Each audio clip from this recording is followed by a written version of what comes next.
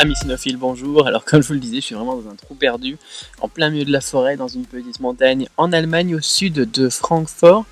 Et aujourd'hui, le plus grand de ma journée, ça a été d'aller changer la voiture. J'ai rendu la voiture 7 places pour aller en chercher une 5 places, qui me coûtera moins cher, mais qui sera peut-être moins pratique. Mais bon, maintenant qu'on est complètement isolé du monde, de toute façon, on n'en a pas vraiment besoin. Ça sera juste au cas où, s'il y a des problèmes de santé ou n'importe quoi, ou pour faire quelques courses. Quoi qu'il en soit, on s'en fout de tout ça, c'est vraiment pas super intéressant, donc j'ai pas filmé tout ça dans le vlog d'aujourd'hui. Aujourd'hui, je voulais vous parler de quelque chose de bien spécial. Parce que dans les dernières vidéos, ces dernières semaines, on a parlé de beaucoup de choses, et je vous ai parlé de plein de systèmes ingénieux pour améliorer la prononciation, la mémorisation, de quoi on a parlé encore de la grammaire et tout ça en chinois. Plein de trucs qui sont super utiles pour avoir toutes les bases pour pouvoir apprendre le chinois. Mais on en parlait à demi-mot dans la dernière formation, dans le dernier atelier donc de mardi dernier. C'est bien tout ça, mais maintenant ce qu'il faut c'est aller parler, il faut aller pratiquer avec les Chinois. Et ça c'est quelque chose qui n'est pas vraiment facile à enseigner. Comment aller discuter, comment aller parler avec les Chinois, comment être à l'aise à l'oral, comment être à l'aise bien évidemment aussi à l'écrit, en chat, mais comment être à l'aise pour tenir une conversation. Parce que beaucoup plus que la langue, on a aussi tout ce qui est comportement, tout ce qui est influence culturelle, tout ce qui est choc culturel d'ailleurs, l'interculturalité. J'en ai parlé dans beaucoup de vidéos de la culture, à chaque fois on pose beaucoup de questions aussi sur la culture et l'interculturalité. Mais comment est-ce qu'on met tout ça en pratique maintenant quand on veut faire un échange efficace, productif avec des Chinois? Parce que quand vous allez apprendre une langue comme l'allemand par exemple, comme l'italien, c'est génial, il y a même des gens qui se baladent ici, comme l'espagnol, comme l'anglais ou n'importe quoi, vous allez peut-être, on va ressentir des différences culturelles, on en ressent d'ailleurs, j'en ressens pas mal aussi en Allemagne, au niveau de la manière dont les gens sont, mais c'est subtil, c'est pas si différent de nous au final. Mais alors avec les Chinois, alors là, leur logique, leur façon de voir le monde, leur façon de penser, elle est totalement différente de la nôtre. Et j'ai aussi eu pas mal de commentaires sur la page Facebook qui me disent voilà, moi je comprends pas mon mari, ou bien alors d'ailleurs parfois quand je poste quelques trucs qui me disent voilà, ça m'aide à mieux comprendre ma conjointe, ma belle-mère, ma grand-mère, etc. Effectivement, c'est pas du tout la même façon de penser. La grille de lecture française ou même la grille de lecture occidentale, pour comprendre la culture, elle s'applique plus du tout, on est vraiment dans un monde totalement différent. La grille de lecture de la culture chinoise, la façon d'être, c'est tout l'opposé, tout simplement. C'est pas l'opposé, au contraire, c'est trop différent. On a une base humaine, évidemment, qui est exactement la même pour tous les êtres humains sur la Terre, mais si vous voulez aller plus loin que des besoins basiques de la vie de tous les jours, et que vous voulez vraiment aller vers l'autre et le comprendre, on va devoir approfondir beaucoup la chose. Et le problème ici, c'est que pour aller découvrir les Chinois, pour aller découvrir la façon dont ils pensent, il va nous falloir une toute nouvelle grille de lecture sur laquelle j'ai beaucoup travaillé aussi là-dessus, sur l'interculturalité ces dernières semaines. Et donc vous n'aurez pas d'autre solution que d'utiliser une toute nouvelle grille de lecture, un nouveau code, qui va vous permettre de déchiffrer un petit peu les raisons de certains comportements que vous pouvez trouver bizarres. Voilà, il y a beaucoup de choses qui vont vous paraître bizarres d'ailleurs dans tout ce que je vais vous expliquer, mais vous allez pouvoir comprendre pourquoi c'est comme ça. Des choses qui vont sembler totalement illogiques, vous allez pouvoir comprendre qu'au final, ils ont une logique. C'est pas votre logique, bien évidemment, mais ils ont une logique. Il y a beaucoup de choses qui m'ont choqué. Je pourrais vous en parler encore dans cette vidéo, et j'en ai déjà parlé dans d'autres vidéos, mais il y a beaucoup de choses qui m'ont choqué au niveau de la culture. La façon dont les gens se saluent, pourquoi est-ce qu'il ne faut pas serrer la main à tout le monde dans l'entreprise quand vous arrivez au boulot le matin en Chine, si jamais vous bossez en Chine, aussi à mon repas de mariage, voilà, les gens ils sont venus, ils ont mangé, 45 minutes après ils étaient partis, quoi, c'était fini, c'était mon mariage, quoi. Nous, en mariage en France, qu'est-ce qu'on fait? On bouffe pendant 7 heures, on bouffe pendant 12 heures, on bouffe pendant 36 heures, je sais pas, on sort jamais de la table, on descend jamais, on fait plus rien là, on bouffe quoi, on bouffe et on parle et on prend son temps. En Chine, j'accueille les gens, ça devait être à 19h je crois, donc à 19h les gens ils rentrent, ils commencent à rentrer, ils s'installent et tout ça, puis les gens ils arrivent au fur et à mesure, et quand les derniers, donc les retardataires sont arrivés, les premiers étaient déjà en train de partir, alors que moi, j'avais même pas encore quitté le hall de l'hôtel dans lequel on organisait ça, pour aller rejoindre les convives qui se barraient déjà, ils partaient de la salle, alors que les derniers invités venaient d'arriver, et moi j'avais pas touché à un seul bout de nourriture. Alors je me suis dit, il y a quelque chose, quoi, ils m'aiment pas, ou bien alors ils aiment pas la bouffe, ou n'importe quoi, et au final non, tout simplement parce que c'était comme ça, voilà, ils arrivaient même pas bien habillés non plus, ça aussi c'était un autre choc culturel, quoi.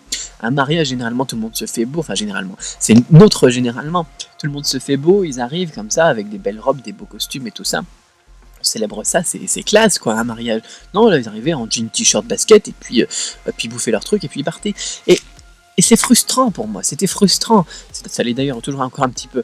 Mais c'est frustrant, mais au final, après, quand on va creuser un petit peu ce qui se passe derrière, et pourquoi est-ce que nous, on est comme ça en France, pourquoi est-ce que eux, ils sont comme ça, je pourrais vous parler aussi du mouchoir, aussi, le point de culture sur le mouchoir, enfin, il y a plein de choses aussi qui s'expliquent par l'histoire. Enfin, bon, tout ça, on va en parler, il y a vraiment trop de choses qui sont différentes. Ce qui est important, c'est que j'ai fini de comprendre que, eh bien, au final, tout ça, ça faisait partie de leurs habitudes, ni plus ni moins, ça fait partie de leur culture. Donc, ce que j'ai constaté également, c'est qu'en Chine, il y a beaucoup de francophones qui échangent entre eux et qui vont se donner des explications, qui vont se donner des codes, etc.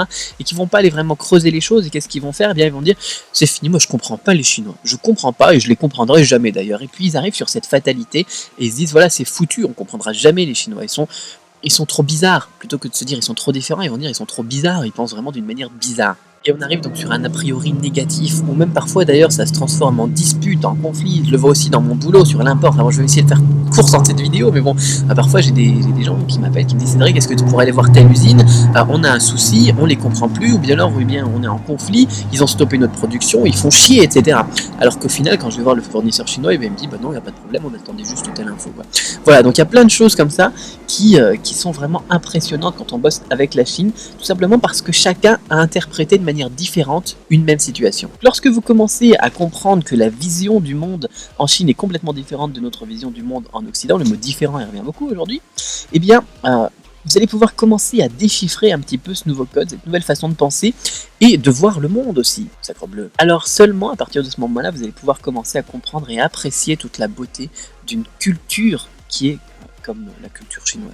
Parce que c'est beau, c'est génial à faire. Je sais qu'il y a aussi beaucoup de gens qui apprennent le chinois pour aller voir un petit peu cette culture chinoise, et ça c'est vraiment, c'est fantastique, parce que quand on commence à se mettre dedans, et que on a réussi à éviter ces a priori négatifs, soit parce qu'on avait bon caractère, parce qu'on était patient, ou soit parce qu'on a compris un petit peu ce qui se cachait là derrière, c'est tout simplement magnifique, et c'est pour ça que moi ça fait une dizaine d'années que je suis dedans et j'en sortirai jamais, c'est certain. Un autre exemple qu'on pourrait évoquer, et j'en parlais aussi dans une des vidéos il y a pas longtemps, c'est le concept de face. Je parlais de donner de la face, c'est dans tout ce qui était cadeau. J'avais parlé de la route des vins, j'avais parlé donc de tout ce qui était antiquité, les trocs, les dépôt-ventes et tout ça. Et d'ailleurs je suis sur la route des vins d'Allemagne ici, je sais pas comment est-ce qu'elle s'appelle exactement. Bon, je sais que je suis sur la Weinstraße, donc je sais pas. Ah bon, on s'en fout.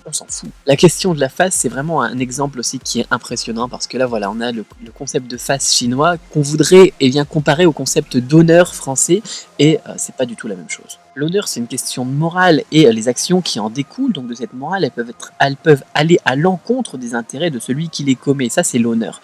Tandis que la face, c'est plutôt une sorte de gestion sociale. Pour imaginer ça, eh bien, vous pouvez vous imaginer que vous vous promenez avec un miroir qui reflète l'opinion que l'autre a de vous. C'est ça la face. C'est comme s'il y avait vous, l'image que vous avez de vous, et l'image que les autres ont de vous. Et qu'il fallait gérer ça, les deux à la fois. En France, on a l'image qu'on a de soi, et au final, l'image que les autres ont de nous, on s'en fout peut-être un petit peu. Donc l'idée de garder la face, par exemple, l'expression garder la face, c'est, comment est-ce qu'on pourrait dire ça? J'avais noté le truc, c'est faire ce que la pression sociale, et donc pas du tout l'honneur personnel, me demande de faire de la façon la plus harmonieuse entre les personnes impliquées.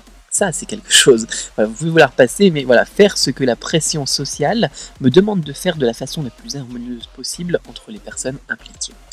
C'est un truc de fou, c'est super difficile à gérer, c'est pas juste de l'honneur, c'est beaucoup plus compliqué que ça, même si l'honneur c'est déjà quelque chose.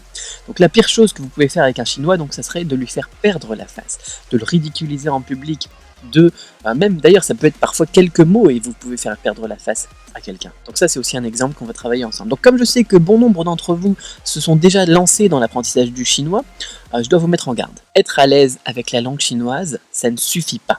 Donc afin de vous faire des véritables amis chinois, et même tout simplement d'approfondir vraiment la chose, donc si vous voulez faire bien évidemment durer une amitié, ou bien alors renforcer une relation avec votre conjoint, votre grand-mère, votre belle-mère ou n'importe quoi, enfin le beau-père aussi et le grand-père aussi si vous voulez, et vraiment de faire quelque chose qui soit durable, vous aurez besoin donc d'un nouveau mode d'emploi pour décoder la façon de voir le monde, pour décoder leur façon de voir le monde. Donc je prépare, moi comme je vous le disais depuis quelques semaines ici, un atelier très spécial qui va sortir mardi prochain, qui est complètement différent de tout ce que j'ai fait jusqu'ici, jusqu'ici on parlait vraiment beaucoup de langue, de grammaire, de vocabulaire, de tout ça. Cet atelier va porter sur ce fameux mode d'emploi de communication avec les Chinois. Alors pour accéder à cet atelier, vous pouvez déjà pré-réserver votre place, comme d'habitude, premier arrivé, premier servi, donc avec le petit i qui s'affiche en haut à droite donc sur la vidéo, du coup je sais même plus c'est où à chaque fois, je me fais souvent une petite marque, donc avec un stylo, il faudrait que je la fasse avec de l'indélébile. Donc c'est du côté droit sur la vidéo sur YouTube, c'est peut-être par là, ou le lien est dans la description sur Facebook. Alors là aussi ça change parce que parfois c'est au-dessus, parfois c'est en dessous, parfois c'est sur le côté, donc je sais même plus quel côté, en fonction de votre affichage. Et donc sur ce fameux lien vous pouvez réserver votre place et vous avez aussi le prix actuel qui est pour l'instant ridicule par rapport à celui que les clients ordinaires doivent payer. Donc comme encore une fois, pour vous remercier de votre fidélité, premier arrivé, premier servi. Le prix il augmente tous les jours, donc si vous voulez vérifier le prix, la dernière fois on me l'avait demandé sur Facebook quel est le prix, donc le prix comme il change tous les jours, je peux pas vous le préciser maintenant, donc je sais juste que si vous regardez cette vidéo lors de sa sortie, c'est ridicule par rapport au prix final qui sera donc de 127 €. Donc vous cliquez dessus et puis vous avez tout simplement le prix et la procédure pour vous préinscrire. Donc l'avantage, si vous êtes dans les early birds, dans les premiers à s'inscrire, c'est que effectivement c'est beaucoup moins cher que ce que les clients ordinaires doivent payer. Par contre, il vous faudra attendre jusqu'à mardi que l'atelier sorte. Il va sortir mardi dans la journée. Normalement il ne devrait pas y avoir de soucis. Là j'ai une connexion 3G qui est plutôt solide. Et au pire sinon je vais me mettre dans un café pour uploader. Donc les derniers trucs de l'atelier, c'est déjà à moitié construit, c'est déjà à moitié fini, uploadé.